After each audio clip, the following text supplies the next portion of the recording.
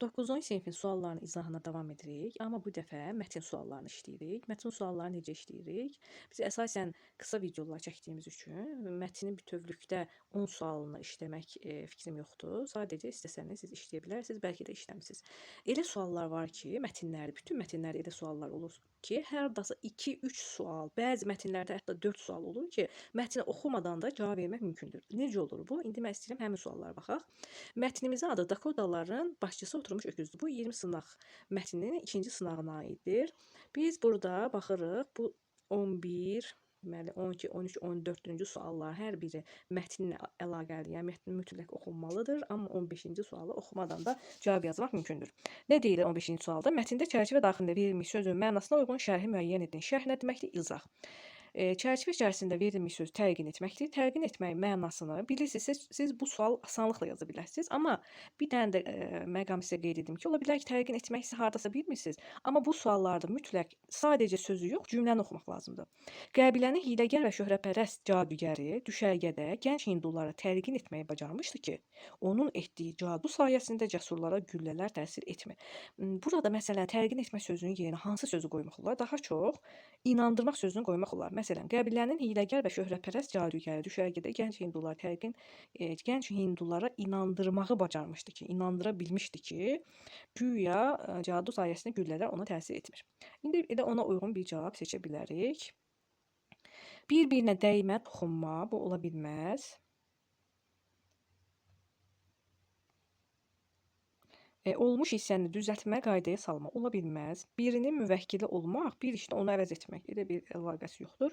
Birinin nöqsanı üzə çıxarmaq, xoşagəlməz cəhətlərini üzə vurmaq, onun da bir əlaqəsi yoxdur və Y bəndində deyilir ki, bir şeyi anladıb inandırmaq, beyninə yeritmək, qəbul etdirmək. Bəli.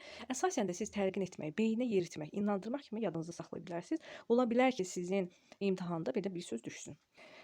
Və cavabımız oldu Y bəndi. Sonra biz baxaq digər suallar. 16-cı sualda yenə həmin suallardandır ki, sadəcə bir sözü cümləni oxumaqla cavab yaza bilirik.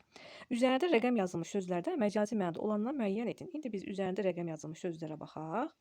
Üzərində rəqəm yazılmış sözlərin biri zamandır. Öküzə, deməli, Amerikalı Dakota qəbiləsinin lideri olmuş oturmuş öküzə Yellowstone-a əsgərlərin göndərildiyini bildirən zaman sözü.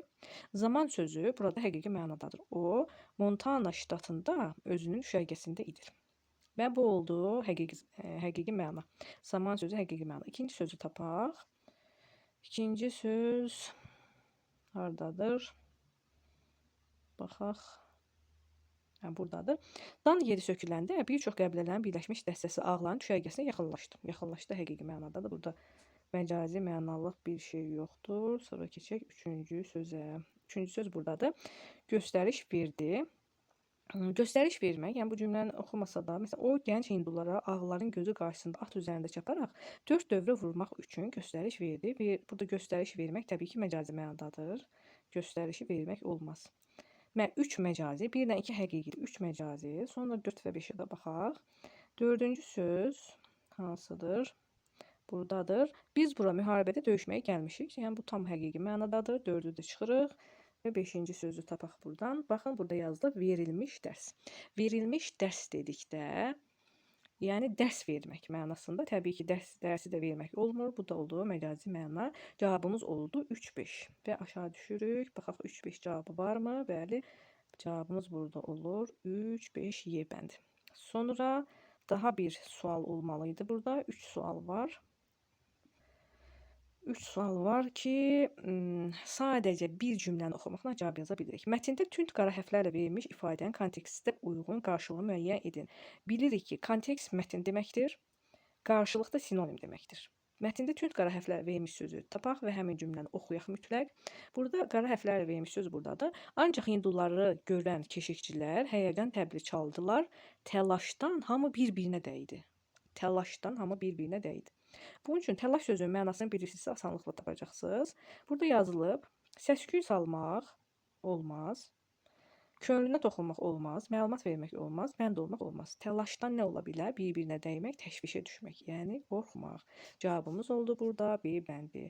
Bu mətndə sadəcə 3, yenə də qeyd edirəm ki, 3 sual var idi ki, həmin sualları biz mətni oxumadan sadəcə bir cümləni oxumaqla cavabını yaza bildik.